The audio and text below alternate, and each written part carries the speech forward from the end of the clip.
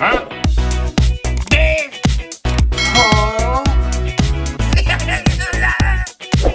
Huh?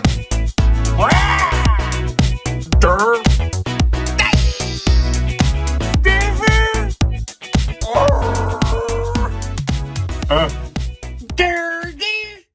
Hey now, and welcome down to KC Toy Reviews. We are here today with another stunning piece by Threezero, and that is with Optimus Prime from the piece of crap Michael Bay movie Transformers: The Last Knight. And unfortunately, other than part one, all of Michael's Transformers movies were a pile of crap. The most recent Transformers movie, Bumblebee, was really good. Hopefully we continue on that trend. But for now, the figure at hand, Optimus Prime from The Last Knight, is one stunning piece. So as always, let's hold each other's hands, grab them tight, link those fingers, and dive right the hell goddamn in. Alright, so here we are with the newest version of Optimus Prime by Threezero. Now, first off, let's hone in on the scale. Threezero has 3 Transformers scales and sizes, starting with the MDLX, the smallest of all 3, aka the child piece of crap line. And yeah, I know, I'm mean, I'm an asshole, I get it.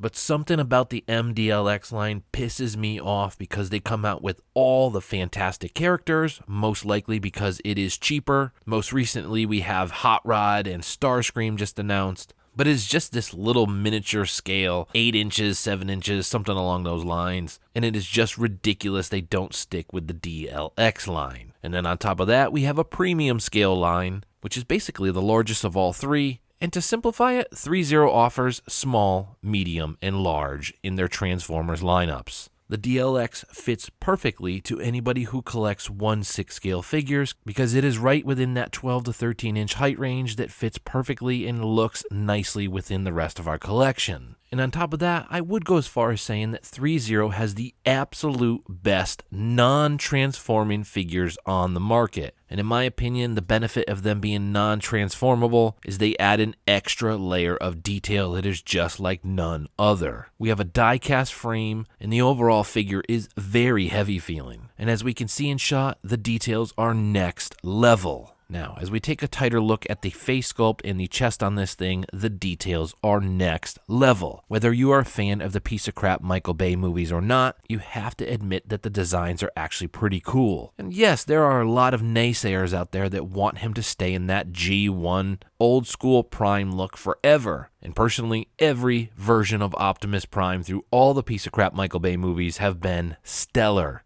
Pair that with the old school voice of Peter Cullen and you have pure robot badassness. And honestly, the designs are so intricate and so outrageously detailed that you really need to give kudos to the team over there at Threezero. And to pull this thing together must have taken an insane amount of trial and error. There are layers upon pieces upon pieces, and well, we might get into that in a little bit because there could be a bad thing about that. But under the right lens and with the right look and lighting, dare I say this thing can look goddamn real.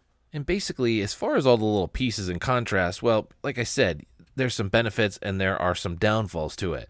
As we can see here, there are a lot of shifts and movements that you can add, a lot of dynamic poses. Why is it a downfall? Well, I'll tell you why. The joints on him are extremely stiff. That's not necessarily a bad thing. That stiffness can be great for longevity. It's a die-cast frame. I 100% get it. Where the con starts to pull in is when you are holding him in some spots and maybe you're bending the other arm, little pieces like this might and could possibly tend to fall off. In my case, a piece snapped off of the leg that I actually have to super glue back on, and then one of the pieces in the back kept falling off. So again, there's some downfalls to having these things on here, but the ultimate message really is just be careful when you're opposing him, where you are holding him, because there are tiny little pieces all over this guy that just kind of shift and move. Now, as we're sitting here and gawking about the details, I just wanted to quickly flip this around because equally the details on the back are just as impressive as the front. As you see, we have the smokestacks kind of on his shoulders here. There's actually little black tips to represent the heat and the smoke that have been coming out of it. So it's not 100% pristine on his back. On top of that, again, just look at all the nooks and crannies and just the intricate details throughout this design. And again, whether you're a fan of the piece of crap Michael Bay design or not, you have to give it to Threezero for pulling this thing together. And not only pulling this together because of the figure that we see in front of us, but we also have to give kudos to the team because the articulation is absolutely insane. And yes, if you watch my videos, I do not go through and bend every single piece, but his elbows, his knees, his waist, his torsos, they twist, they turn, they swivel, they crunch, right down to the ankles. There is no pose in the promo pictures that you cannot pull off with this guy. And on top of that, again, because it's a die-cast frame, any way you pose this guy, it's basically never going to damage it. And in my opinion, this figure could probably last the rest of your life. And on top of all the pistons and the ratchets and the cranks and the gears and this and that, the color scheme is phenomenal.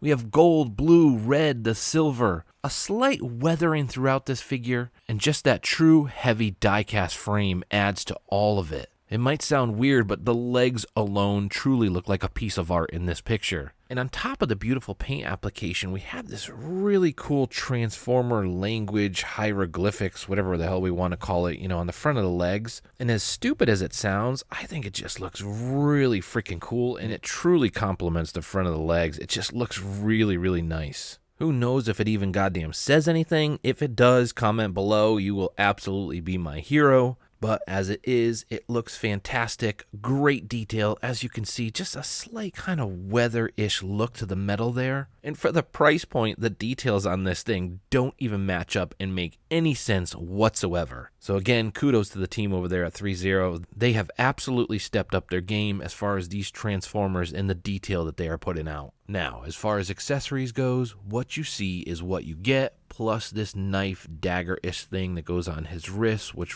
actually looks pretty badass.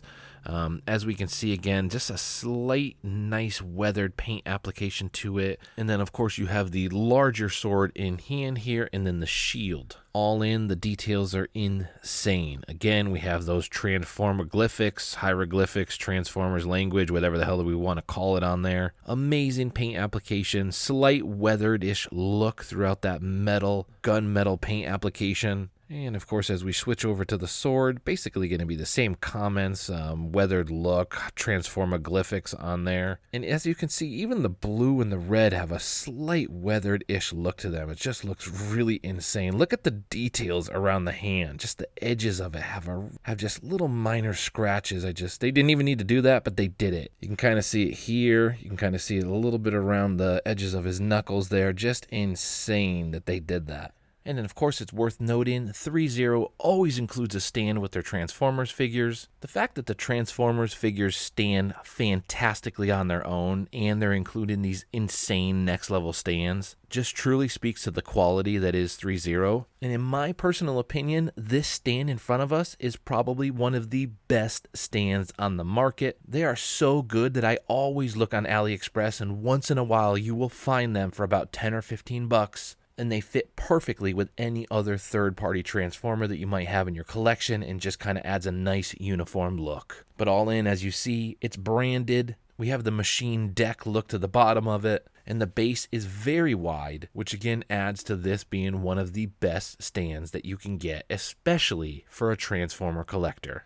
Now, very quickly from left to right, we have a couple different versions by Threezero, and again, every single version that they put out of Optimus Prime is fantastic. And of course, don't forget, these are the DLX line from Threezero, basically the medium of three sizes. They offer a small, they offer a medium, and they offer a large. And of course, starting from left to right, we have the Threezero G1 Generation 1 Bumblebee Optimus Prime, the most classic looking version of Optimus Prime by Threezero you can possibly find. And in fact, if you don't care about a transformable figure, dare I say one of the best classic G1 Optimus Primes you can get on the market. These do fit with the Transformers MP line, and of course the Bumblebee movie was actually pretty goddamn good. Next up, in the middle, the star of the show, Optimus Prime from The Last Night. Yes, a piece of crap Michael Bay movie,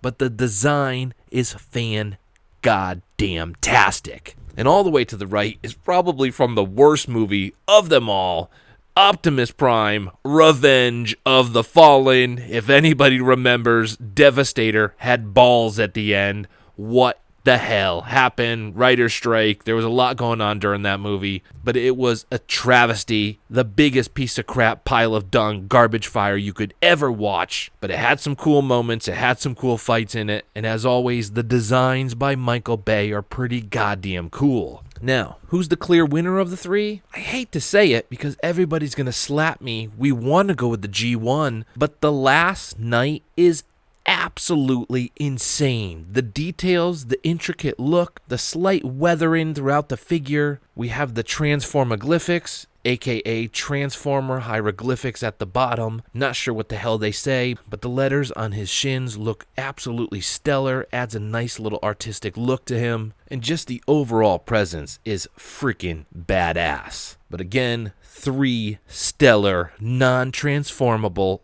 die-cast versions of Optimus Prime. You cannot go wrong. And for the price point, I want to say each one of these floats between maybe $190 and $230. They are stellar, top of the line, best quality Transformers you can find on the market. And there we have it. Optimus Prime from Transformers The Last Knight. Yes, the piece of crap Michael Bay franchise that, well, in my opinion, yielded some pretty amazing Optimus Prime designs. And of course, with that, Threezero took those designs and ran with them, and they absolutely knocked it out of the park. And dare I say, out of every single Threezero Transformer figure made, this is now the best one. Yes, I said it, better than the G1 design. And of course, that would be the only argument you could have, is that the G1 design is classic Optimus Prime, and I get it. That's the design you're looking for. If you are open to other designs, then well, goddamn, in front of us, we have a damn near piece of art. The chrome plating, the bright, vibrant paint scheme, and the insane articulation make for one of the best pieces I have ever seen in my entire life. And personally, while I'm on this hype train, dare I say this is probably one of the best Optimus Prime figures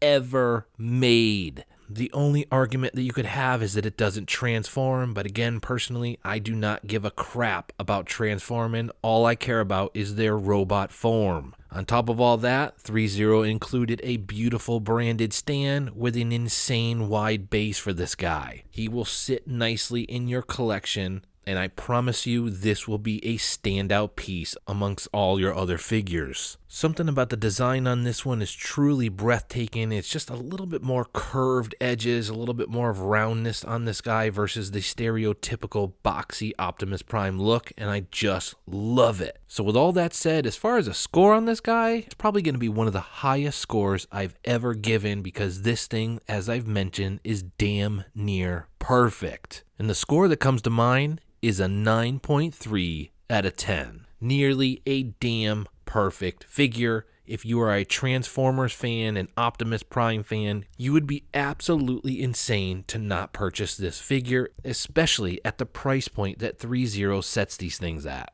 I believe next up in line we have Megatron, and I am so excited for that one as well. Due to how flawless this piece is, I cannot wait to see how well they put Megatron together, and we know it's going to be another home run. So, with all that said, and a 9.3 out of 10, we're going to go ahead and wrap it up here today with Optimus Prime from The Last Knight.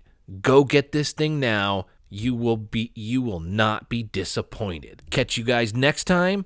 Optimus Prime, piece of crap Michael Bay franchise, but a beautiful design. See you guys later. Tiki down down. Huh?